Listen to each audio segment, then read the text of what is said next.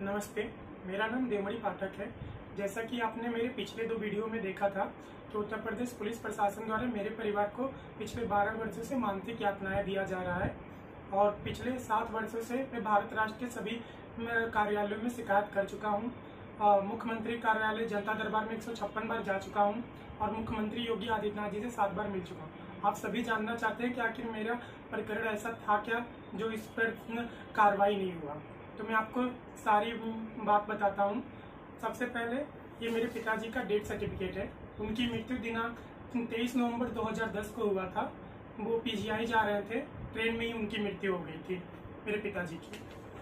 ये पहला लेटर है कार्यालय पुलिस अधीक्षक सोनभद्र द्वारा मृतक आश्रित नियमावली 1974 के तहत का, जिसमें इन्होंने लिखा है कि मृतक आश्रित नियमावली 1974 के तहत प्रभावती देवी जो मेरे माता जी हैं, उन्होंने अपने बड़े पुत्र देवमणि पाठक के लिए आवेदन दिया है मृतक आश्रित नियमावली 1974 तक आरसी पद यानी कांस्टेबल के लिए।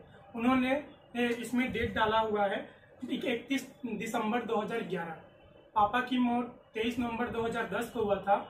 उससे पहले ही कार्यालय पुलिस अधीक्षक सोनभद्र कई बार पिताजी की मृत्यु के बाद माता जी से मेरे पत्र लेता था सेवा योजन के लिए, और वो लोग बार बार बोलते थे कि आप अपने बेटे के लिए या साईएम पद के लिए आवेदन करवाइए, वो भी मृतक आश्रित नियमावली के तहत इंटर वर्ष की योग्यता पर हो रहा है।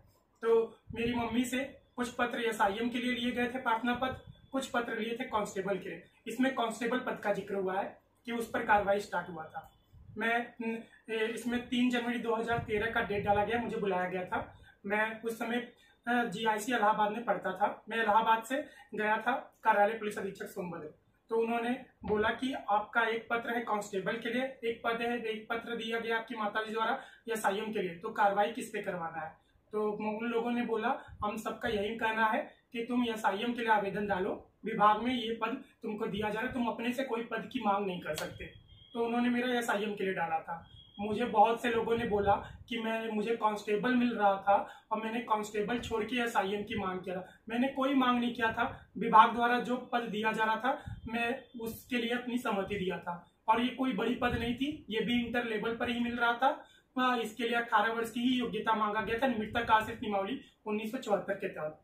मृतक आश्रित नियमावली 1974 जो है वो 5 वर्ष के अंदर बालिका योग्यता के आधार पर शासनादेश का नियम है, आश्रित परिवार के किसी एक सदस्य को नौकरी दिया जाता है, जिसके तहत मुझे स्नातक नहीं करने दिया गया था। जब पापा की डेथ हुई थी मैं हाई स्कूल में पढ़ रहा था और इस समय मेरी अवस्था 15 वर्ष था, इसलिए मैं मृतक आश्रित नियमावली 1974 में फिट बैठ रहा था। और मृतक आश्रित नियमावली 1974 के तहत 5 वर्ष के अंदर मैं बालिग भी हो गया था, और यह साईएम पद के लिए जो योग्यता चाह रही थी इंटर, मेरा 5 वर्ष के अंदर कंप्लीट हो गया था, और इसीलिए यह प्रकरण स्टार्ट हुआ था। अब मैंने इसके लिए डिमांड नहीं किया था। आप लोग यह बात जान ले, यह पुलिस प्रशासन द्वारा दिया जा रहा था। पुलिस प्रशासन जो पद आपको देगी आपको उसी को लेना पड़ेगा, आप किसी पद की डिमांड नहीं कर सकते हैं।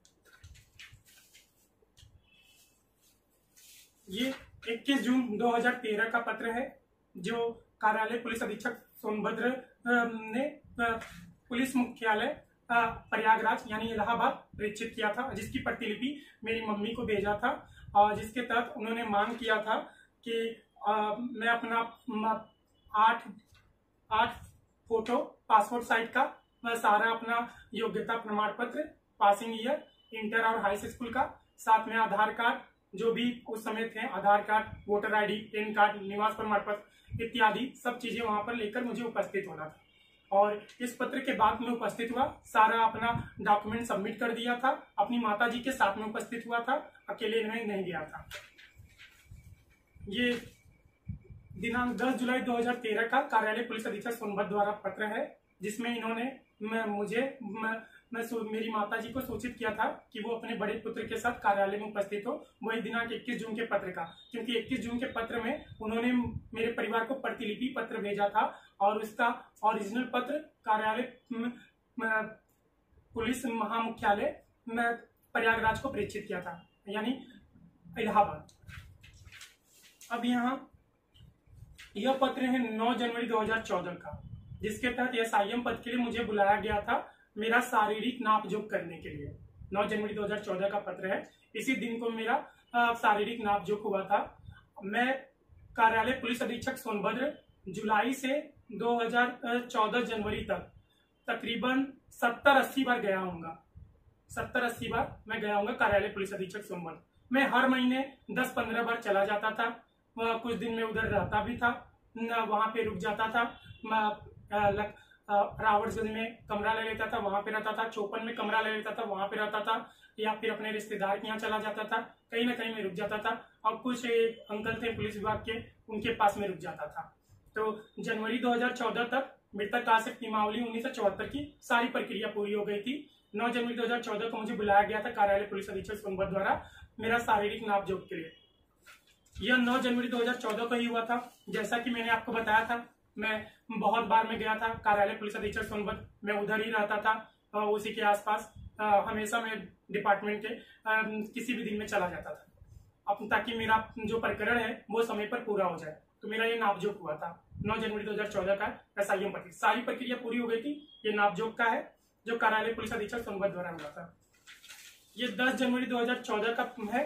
मेरा मेडिकल प्रशिक्षण हुआ था SIM पद के लिए जिला अस्पताल सोनभद्र में। ये 10 जनवरी 2014 का है। अब यहाँ से सारी प्रक्रिया पूरी हो गई थी। मुझे कार्यालय पुलिस अधीक्षक सोनभद्र द्वारा बताया गया था कि जून 2014 तक मेरा प्रशिक्षण का पत्र आ जाएगा और फरवरी 2015 तक मुझे वर्दी मिल जाएगी। ऐसा मेरी माताजी को भी बोला गया था और हमें कहा गया था कि हम लोग अब मिठाई खिलाएं, अब ज्यादा टेंशन ना रहें। अब हमारे जो जितने भी टेंशन है, जितने भी हम लोगों की तकलीफें हैं, वो सब दूर होने वाली है, क्योंकि परिवार में एक सदस्य अब समयानुसार सेवा योजित होने वाला है। उन्होंने ये बताया था। ये पत्र है 9 नवंबर 2014 का। मैं कार्यालय पुलिस अधीक्षक सोनभद्र लगातार जाकर पूछता था कि आखिर ऐसा क्या है कि मेरा अब तक प्रशिक्षण शुरू नहीं हुआ।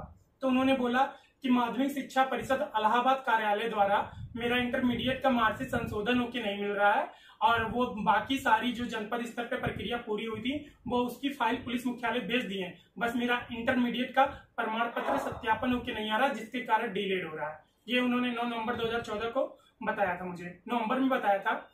तो मैं उनके कहने पे मैं गया था माध्यमिक शिक्षा परिषद इलाहाबाद, वहां पर पूछने कि मेरा मार्कशीट सत्यापन होकर क्यों नहीं आया। तो उनका कहना था कि बात कराइए, उनसे पूछिए कि वो जो लेटर भेजे उसका डिस्पैच नंबर क्या है, उसका तो वो डिस्पैच नंबर बताएं, किस डेट को भेजे थे। तो मुझे डेट बताया जा रहा था फोन पे। जो बाबू थे जिन्होंने ये प्रकरण के लिए उन्होंने लेटर लिखा था, वो फोन पे मुझे सिर्फ डेट बता रहे थे और जो माध्यमिक शिक्षा परिषद इलाहाबाद कार्यालय का बाबू था वो डिस्पैच नंबर मांग रहा था, किस डेट को लेटर भेजा गया था। तो कुछ वो बता नहीं थे, डिस्पैच नंबर नहीं बोल रहे थे। तो मैं गया कार्यालय पुलिस अधीक्षक सोनभद्र, उन्होंने फिर ये लेटर बना के दिया था 9 नवंबर 2014, इस पे डेट है। ये लेटर लेकर फिर मैं गया माध्यमिक शिक्षा परिषद इलाहाबाद। वहां से फिर मैंने अपना इंटरमीडिएट का मार्कशीट सत्यापन कराया। उन्होंने मुझसे 600 या 700 रुपए लिए थे रिश्वत के तहत, क्योंकि माध्यमिक शिक्षा परिषद इलाहाबाद का कहना था कि ये लेटर या तो वो स्पीड पोस्ट करते तब वो सत्यापन करके देते, और साथ ही ये भी कहा कि इस लेटर में हमारे ऊपर आरोप लगाया गया है कार्यालय पुलिस अधीक्षक सोनभद्र द्वारा कि वो इतने इतने डेट को पत्र भेजे थे और मैं सत्यापन नहीं किया। उनका कहना है इस पत्र में लिखा कि दिसंबर 2013 से वो पत्र भेज रहे हैं मेरा मार्कशीट सत्यापन होने के लिए, और हम लोग सत्यापन करके नहीं दे रहे हैं। ये इसमें पहला जो डेट पड़ा है वो 27 दिसंबर 2013 का है। ये उसी का संख्यक पत्र भेज रहे हैं। तो उन्होंने पूछा इसका वो डिस्पैच नंबर मांग ले, तो डिस्पैच नंबर मुझे नहीं बताया गया था। ये पत्र मैं लेकर गया था, फिर मेरा मार्कशीट सत्यापन होकर भेजा गया था और वो मार्कशीट मैंने ही पोस्ट ऑफिस से जाके रजिस्ट्री किया था और उस रजिस्ट्री का नंबर मैंने वहां पर जाकर सबमिट कर दिया था कार्यालय माध्यमिक शिक्षा परिषद में। ये जनवरी 2015 का क्या कहते हैं पोस्टल का रसीद है जो मैंने डाक विभाग इंडिया से मुख्यमंत्री अखिलेश यादव जी को भेजा था, क्योंकि बहुत ही अलग अलग बातें बताया जा रहा था कार्यालय पुलिस अधीक्षक सोनभद्र द्वारा। जब मैं गया था अपना हाई इंटरमीडिएट का मार्कशीट सत्यापन कराने के लिए नवंबर 2014 में, तो मैं उसके साथ ही पुलिस मुख्यालय इलाहाबाद भी गया था। पुलिस मुख्यालय इलाहाबाद के बाबूगढ़, उन्होंने कार्यालय पुलिस अधीक्षक सोनभद्र के बाबूगढ़ से फोन पे संवाद किया। उन्होंने बताया कि इस लड़के का तो कोई भी कार्यालय पुलिस अधीक्षक सोनभद्र द्वारा फाइल यहाँ पे नहीं भेजा गया, तो आप इसे क्यों बोल रहे हैं कि फाइल भेजा गया जनवरी 2014 से ही। ये यहाँ पर तो कोई फाइल नहीं आया है, फिर आप गलत इसे क्यों जवाब दे रहे हैं? तो उन्होंने बोला कि सर इसका मार्कशीट सत्यापन होकर नहीं आया था, तो इसीलिए इसका फाइल नहीं भेजा गया है। जब इसका फाइल मार्कशीट सत्यापन होकर आ जाएगा तब फाइल भेजा जाएगा। तो मुझे अब कार्यालय पुलिस अधीक्षक सोनभद्र की कार्यप्रणाली पद्धति पर विश्वास नहीं था, तो मैंने मुख्यमंत्री कार्यालय उत्तर प्रदेश को पत्र भेजा था। ये उसकी रसीद है। ये पत्र की रसीद 10 जनवरी 2015 का है। मैंने स्पीड पोस्ट किया था।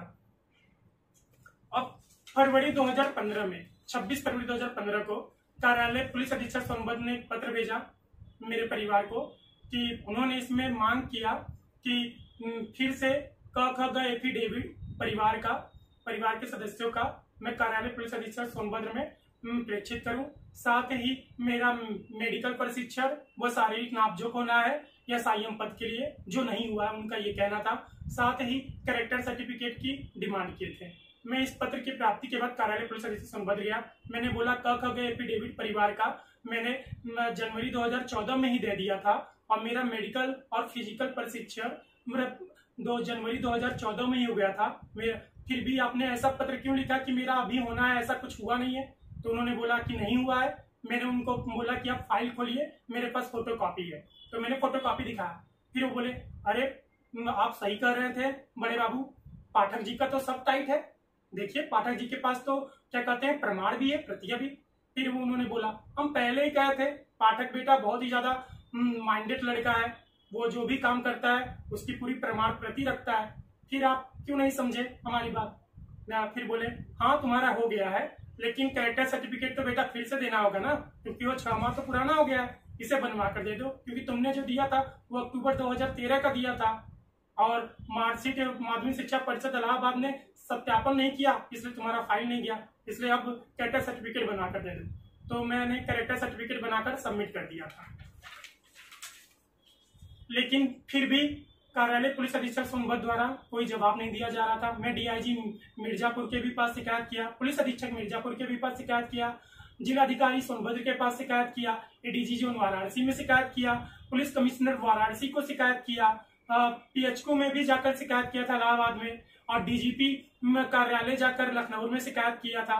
लेकिन कहीं से कोई जवाब नहीं दिया जा रहा था। उनका कहना था बेटा 23 नवंबर 2015 से पहले तुम्हारा सेवायोजन हो जाएगा, मैं व्यर्थ में सारी चिंताएं ना करूं और शिकायत ना करूं, नहीं तो प्रशासन मेरे ऊपर नाराज हो जाएगा। तो मेरे वो पत्र ले लेते थे और अपने द्वारा प्रोफेशनली तौर पे मेरे शिकायत को एक्सेप्ट नहीं करते थे। एक मुझे विभाग का बेटा समझ के वो बस आमतौर पर कार्यालय पुलिस अधीक्षक सोनभद्र कॉल करते, बोलते हैं कि इसका फाइल भेज दीजिए, आया हुआ लड़का आपके कार्यालय से साहब से मिलना चाहता है, साहब से मिला देंगे तो आपके कार्यालय के ऊपर क्वेश्चन मार्क लग जाएगा। तो ऐसा वो लोग कुछ करते नहीं थे। वो लोग मेरे शिकायतों को सीरियसली लेते नहीं थे। मुझसे पत्र लेते थे, उस पत्र का कभी रिसीविंग नहीं दिया जाता है। आप अगर किसी भी कार्यालय में जाकर जो मृतक आश्रित होते हैं, अगर वो कोई पत्र पहुंचाते हैं कार्यालय पुलिस अधीक्षक के पत्र का जवाब देकर, तो उसकी रिसीविंग नहीं देते हैं। और आप अगर रिसीविंग मांगोगे तो इसमें नाराज हो जाएंगे, और कोई भी मृतक आश्रित प्रशासनिक अधिकारियों को नाराज नहीं करना चाहता। इसलिए लेकिन मैं पत्र देता था कि मैं इस डेट को आया हूं, लेकिन मुझे उसकी रिसीविंग नहीं मिलती। ये पत्र है मेरी मम्मी का। उन्होंने मुख्यमंत्री अखिलेश यादव जी को 19 सितंबर 2015 को लिखा था, लिखकर समाजवादी पार्टी कार्यालय में सबमिट किया था। मैं अपनी मम्मी के साथ लखनऊ गया था। मेरा परिवार मुख्यमंत्री जी से मिलना चाहता था, क्योंकि जो चीजें चल रही हैं वो बहुत ज्यादा मानसिक प्रताड़ना थी और मेरे परिवार का पूरा आय का स्रोत खत्म हो रहा था इसमें, और हम लोग बहुत ज्यादा परेशान थे, क्योंकि हम लोग को कुछ समझ में नहीं आ रहा था। मेरी फाइल कंप्लीट थी जनवरी 2014 में, फिर भी पुलिस प्रशासन द्वारा मेरे परिवार को प्रताड़ित किया जा रहा था। और ये 19 सितंबर 2015 का पत्र है। अखिलेश यादव जी के पार्टी कार्यालय पे हमने ये पत्र दिया। हमने अखिलेश यादव जी के कार्यालय में भी पत्र दिया था, लेकिन हमारे पत्रों पर उसका क्या कार्रवाई हुआ वो हमें मालूम नहीं, क्योंकि हम लोगों को अंदर तो जाने नहीं दिया गया था, बाहर ही गेट पर पत्र ले लिया गया था। और ये पार्टी कार्यालय में पार्टी प्रमुख जो थे उनको मेरी मम्मी ने पत्र दिया था।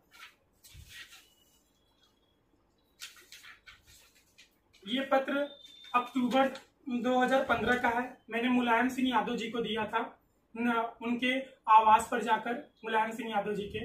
मुलायम सिंह यादव जी आवास में ही थे, लेकिन उनसे मेरी मुलाकात नहीं हुई थी। वो अंदर बैठे थे, मैं उनके पीए से मिला था। मैंने उनके पीए को ये पत्र दिया था। उनके पीए ने बोला था इस पे वो कार्रवाई करवा देंगे। ये उस डेट की पत्र है। मैं बाहर तकरीबन 3 दिन तक मैं बाहर खड़ा रहा, क्योंकि मुझे अंदर जाने को नहीं दिया जा रहा था। मैं सीएम ऑफिस के पास मतलब कोशिश कर रहा था कि मुझे अंदर जाने दिया जाए, मुझे अंदर नहीं जाने दिया जा रहा था। फिर मैं मुलायम सिंह जी के आवास के पास खड़ा रहा, तकरीबन 7-8 घंटे तक मैं खड़ा रहा, रात से लेकर तो सुबह 6 या 7 बजे तक मुझे वो देखा, जो आवास का जो गेटमैन था, कि मैं यहीं पर खड़ा हूँ, मैं कहीं जा नहीं रहा हूँ। तो 9-10 बजे मुझे अंदर बुलाया, तब ये पत्र देने को दिया गया था। तब मैंने मुलायम सिंह जी के पीए को ये पत्र दिया था, क्योंकि अखिलेश यादव जी के आवास पर मेरे पत्र ऐसे ही ले लिए जाते थे और मुझे वहां पे खड़ा भी नहीं होने दिया जा रहा था।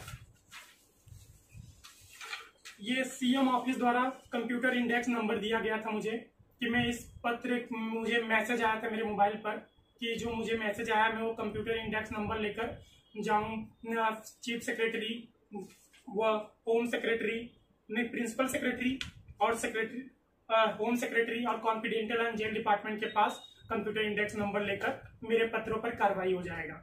ये मुझे मैसेज आया था 9 अक्टूबर 2015 को।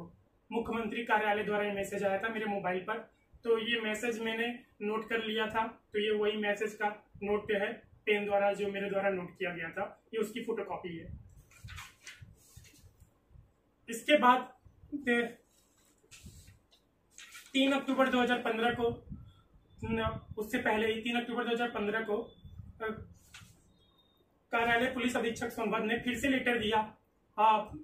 इस पत्र में दिनांक 26 फरवरी 2015 के लेटर का जिक्र किया कि उन्हें क ख ग एफिडेविट चाहिए परिवार का, साथ ही मेरा शारीरिक नापजोक होना है SIM पद के लिए, और मुझे कैरेक्टर सर्टिफिकेट देना है। मैंने बताया था कि मैं पहले ही दे चुका हूँ, फोटोकॉपी भी दिखाया था। वो फिर से डिमांड कर रहे थे कि उन्हें फिर से चाहिए, बोल रहे हैं कि नहीं उनके पास नहीं है। तो डिपार्टमेंट में से मेरा जो एफिडेविट ख था, परिवार का जो देना होता है मैं डिपार्टमेंट में एफिडेविट, तो वो ख एफिडेविट डिपार्टमेंट ने फाइल में से गायब कर दिया, उनके पास नहीं था।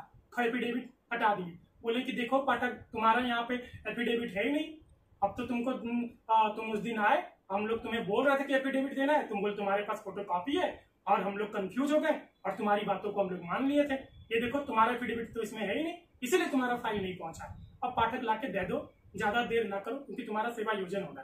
तो मैंने बोला मेरा मेडिकल और फिजिकल तो हो चुका है ना, तो आप ये क्यों लिखे हैं? बोले कहाँ, हाँ वो तुम्हारा हुआ है उसकी, लेकिन फोटोकॉपी। मैंने बोला मेरे पास है फोटोकॉपी, मैंने फोटोकॉपी दिखाई। बोले हाँ तुम्हारा वो हमारे भी पास है, वो अच्छा तुम्हारा फिर से नहीं होना है, लेकिन क ख ग एफिडेविट दो और कैरेक्टर सर्टिफिकेट दो, ताकि तुम्हारा सेवा योजन हो।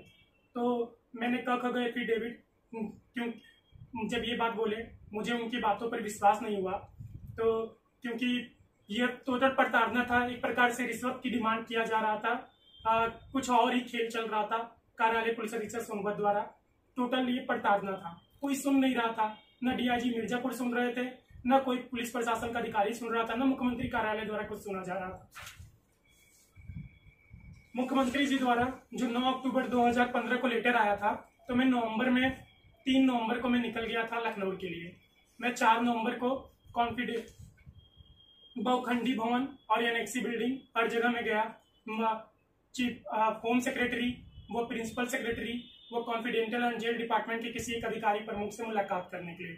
तो होम सेक्रेटरी और चीफ सेक्रेटरी ने मना कर दिया। उनका कहना है मुख्यमंत्री जी ऐसे सबको मैसेज भेज देते हैं जो भी शिकायत करता है, अगर सबसे मिलना स्टार्ट कर देंगे तो चल चुका यह प्रदेश, इसीलिए हम किसी से मिलेंगे नहीं। तो कॉन्फिडेंशियल एंड जेल डिपार्टमेंट में जो देख रहे थे आगंतुकों को, जो बनाते हैं लोगों का पत्र प्रवेश के लिए, वो एक दिव्यांग अंकल थे। तो वो काफी ज्यादा अच्छे थे, काफी हंसमुख स्वभाव के थे। वो मुझे देख नहीं सकते थे, तो उन्होंने मुझे प्रवेश करवाया अंदर। उनकी थोड़ी आंख का ऑपरेशन हुआ था, तो उनके द्वारा कोशिश किया गया कि मेरा किसी तरीके से मुलाकात करा दिया जाए। तो मैं अंदर गया कॉन्फिडेंशियल एंड जेल डिपार्टमेंट के मिलने के लिए। श्री राजेंद्र कुमार तिवारी, वो प्रमुख सचिव थे कारागार विभाग से, इनसे मैं मिलने के लिए मैं गया था अंदर। 5 नवंबर 2015 का ये लेटर है, ये मतलब प्रवेश पत्र का फोटोकॉपी है, और नीचे 26 नवंबर 2015 का है। वहां पर मेरा मुलाकात श्री नागेंद्र मिश्रा, विशेष कार्य अधिकारी प्रमुख सचिव IT एवं कारागार उत्तर प्रदेश सचिवालय बहुखंडी भवन एनेक्सी बिल्डिंग में, इनसे मुलाकात हुआ। तो इन्होंने एक पत्र बनाकर दिया, सारी व्यथा सुनी, इन्होंने एक पत्र बनाया ना, और बोला कि ये पत्र लेकर मैं जाऊं और जो इस समय डिमांड किया जा रहा है, अच्छा वो मैं जाकर जमा कर दूं। वो पहले मेरे बड़े बाबू से बात किए जो ये मैटर देख रहे थे सोनभद्र में। फिर उन्होंने बोला ठीक है, अच्छा ये लड़का आके आपको सबमिट कर रहा है। पहले उन्होंने बोला कि आखिर कैसे तुम्हारा SIM पे ज्वाइनिंग हो रहा है, इंटर पे नियमावली तो बदल गई है। इन्होंने बताया नियमावली बदल गई है, 23 जुलाई 2015 से मृतक आश्रित नियमावली 1974 बदल गई है। फिर भी वो बोले कैसे तुमको वो लोग ज्वाइन करा रहे हैं SIM पद पे, वो भी इस डेट में। और ये पत्र मैंने बोला, वो बोल रहे हैं कि मेरी फाइल ओपन थी 31 दिसंबर 2011 से ही, और मैं 1 जुलाई 2013 को ही बालिग हो गया था, तब से ही मेरी फाइल कंप्लीट हो गई थी, इसलिए मेरा सेवा योजन होने के लिए बोल रहे हैं, जिसके लिए फिर से डिमांड कर रहे हैं एफिडेविट, और क्या कहते हैं मेरा बोल रहे हैं कि फिर से होना है मेडिकल फिजिकल। तो बोले ठीक है अच्छा। तो उन्होंने ये पत्र बनाकर दिया, ये पत्र मैं लेकर जाऊं, तो क्योंकि उन्हें भी अब कार्यालय पुलिस अधीक्षक सोनभद्र के बाबू गढ़ो व अधिकारी गढ़ो पर भरोसा नहीं था, तो उन्होंने ये पत्र मुझे बनाकर दिया। ये पत्र लेकर मैं गया, इसकी मुझे रिसीविंग पुलिस अधीक्षक सोनभद्र ने नहीं दिया था।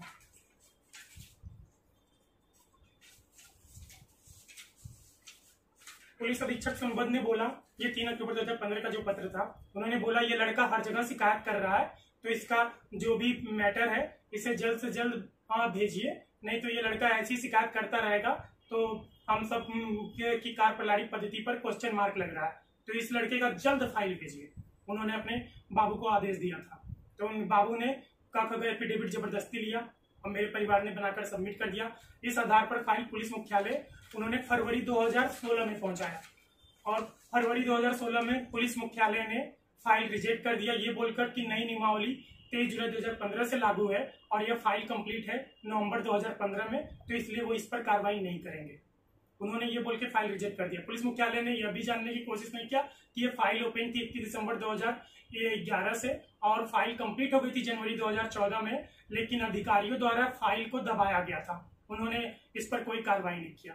मैं पुलिस अधीक्षक सोनभद्र से लगातार शिकायत करता रहा कि आखिर ऐसा क्या हुआ, वो भी जवाब नहीं दे रहे थे क्यों मेरी फाइल रिजेक्ट किया गया था। बस बोल रहे थे कि नई नियमावली आ गई जिसके तहत रिजेक्ट कर दिया गया है, 21 वर्ष की उम्र मांगा जा रहा है, उन्होंने ये बोला। और उसी संबंध में बार बार पत्र दे रहे थे कि मैं आप कांस्टेबल के लिए अप्लाई करो। कांस्टेबल के लिए पहले जब अप्लाई किया था तो उसे रिजेक्ट कर दिए थे, SIM के लिए अप्लाई कराए, और इस बार बोल रहे हैं कांस्टेबल के लिए अप्लाई करो फिर से। और ये है 18 अप्रैल 2016 का पत्र, जिसमें उन्होंने 25 फरवरी 2016 के पत्र का समसंख्यक पत्र मुझे प्रेषित किया था। मैं अपनी मम्मी के साथ कार्यालय में उपस्थित हुआ था। मेरी मम्मी की तबीयत बहुत ज्यादा खराब थी, उन्हें अब बहुत ज्यादा इस विभागीय कार्यप्रणाली पद्धति से टेंशन हो गया था और वो शुद्ध अवस्था में चली गई थी, लगभग हम लोगों को भूल गई थी। फिर भी वो कार्यालय पुलिस अधीक्षक सोनभद्र गई थी। ये 6 जुलाई 2016 का पत्र है। इसमें कार्यालय पुलिस अधीक्षक सोनभद्र ने डिटेल में चीजों को मेंशन किया है कि आखिर 23 जुलाई 2015 से मृतक आश्रित नियमावली 1974 बदल गया। पुलिस अधीक्षक सोनभद्र ने कहा कि बेटा मैं उस समय पुलिस अधीक्षक नहीं था जब तुम्हारी फाइल कंप्लीट थी, मैं इस समय पुलिस अधीक्षक हूँ। उस समय पुराने पुलिस अधीक्षक के समय क्या कार्रवाई हुआ वो उस विषय में मैं कुछ बोल नहीं सकता, जो भी गलत हुआ है। लेकिन अब अगर तुम कांस्टेबल के लिए अप्लाई करते हो तो उस पर कार्रवाई होगा, नहीं तो तुम दरोगा के लिए अप्लाई कर दो, उन्होंने ये कहा। फिर उन्होंने बोला कि मृतक आश्रित नियमावली 1974 के तहत मुझे ग्रेजुएशन करने का अधिकार ही नहीं था, मतलब मेरा ग्रेजुएशन की मार्कशीट सब स्वीकार नहीं किया जाएगा। तो उन्होंने बोला इस लड़के का तो 6 साल आप लोगों ने बर्बाद कर दिया और इसे आप लोग ग्रेजुएशन भी नहीं करने दिए। अगर ये अब तक ही ग्रेजुएट हो गया होता और दरोगा के लिए अप्लाई करता, लेकिन कहना था कि विभाग में नियम है कि 5 वर्ष के अंदर की बालिका योग्यता ही मान्य है, जिसके तहत मुझे मेरी ग्रेजुएशन की रिजल्ट स्वीकार नहीं किया जाएगा, ये विभाग में नियम है। तो उन्होंने बोला तब तो ये तो बहुत गलत नियम है, 6 साल इसका बर्बाद भी हो चुका है और आप लोग बोल रहे हो कि अब इसमें कुछ हो नहीं सकता। फिर वो बोले कि तुम अच्छा बेटा बालिग कब हुए थे, तुम्हें बताया 1 जुलाई 2013। वो तब तो बेटा 3 साल तुम्हारा समय बर्बाद हुआ है। ठीक है, तो कांस्टेबल के लिए अप्लाई कर दो, हम लोग उस पर कार्रवाई करवा देंगे।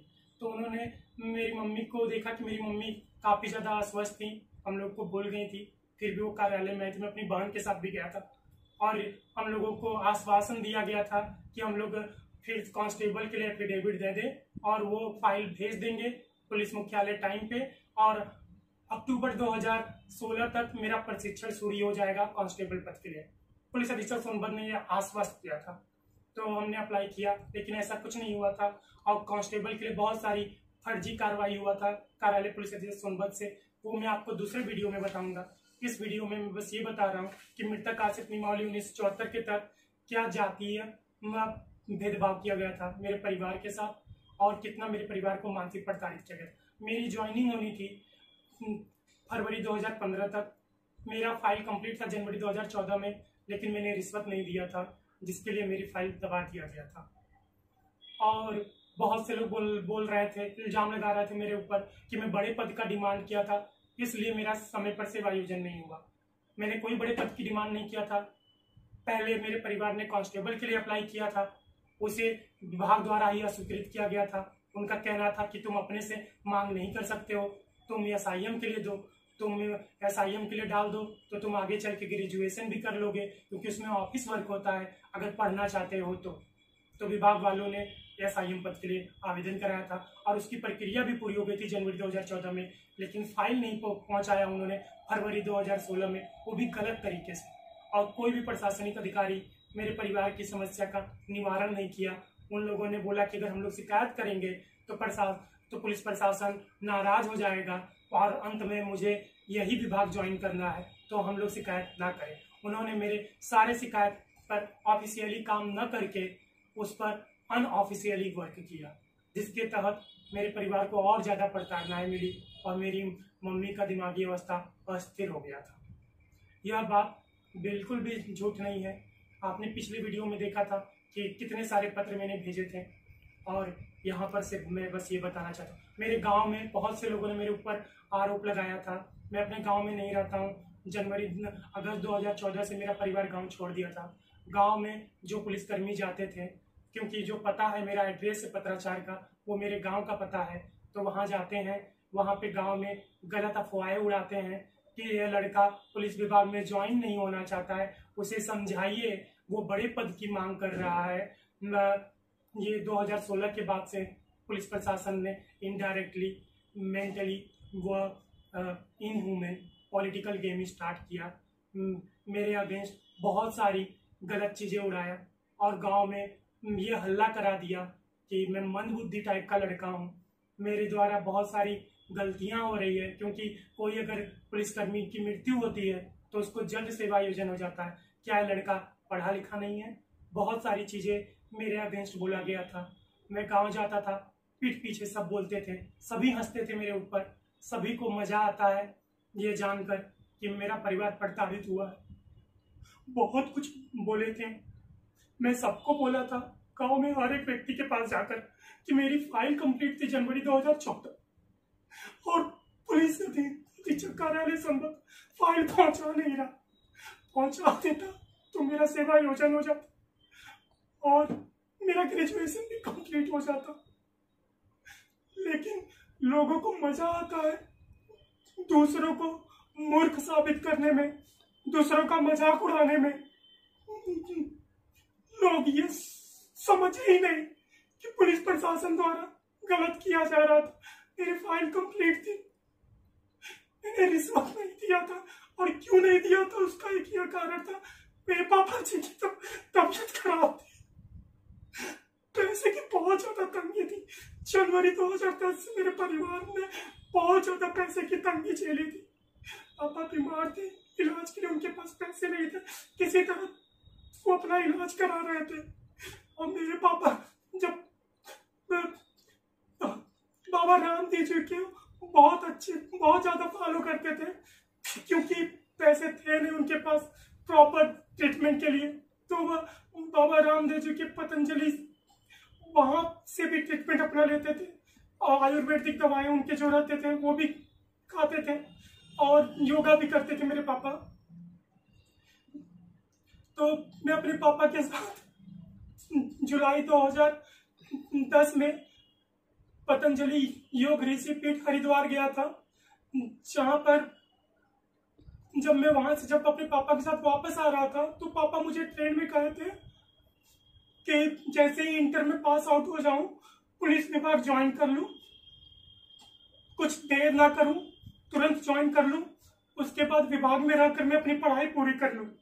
उन्होंने ये कहा था और ये बोल के पापा अपना मुंह फेर लिए थे, क्योंकि वो जो जब ये बात बोल रहे थे उनकी तबीयत भी बहुत खराब थी।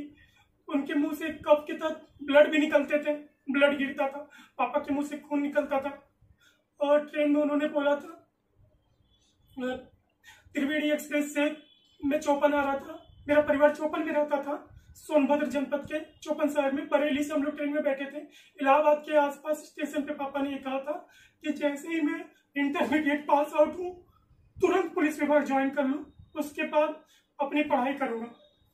इसीलिए मैं इंटर पास आउट होते ही इस मैटर के पीछे पड़ गया था कि किसी तरह मैं सेवा योजन हो जाऊं। बहुत से लोगों ने बोला यह मैटर मुझे छोड़ देना चाहिए था। मेरे पापा ने मुझे बोला था, वो एक चीज की मांग किए थे, मुझसे कभी भी ये नहीं बोला कि मैं क्लास में फर्स्ट आऊं या मेरे नंबर अच्छे हों। उन्होंने एक चीज मांगा था कि मैं इंटर पास आउट होते ही पुलिस विभाग ज्वाइन कर लूं। जिस अवस्था में उन्होंने बोला था उसमें बहुत रोना आ रहा था, बहुत ज्यादा।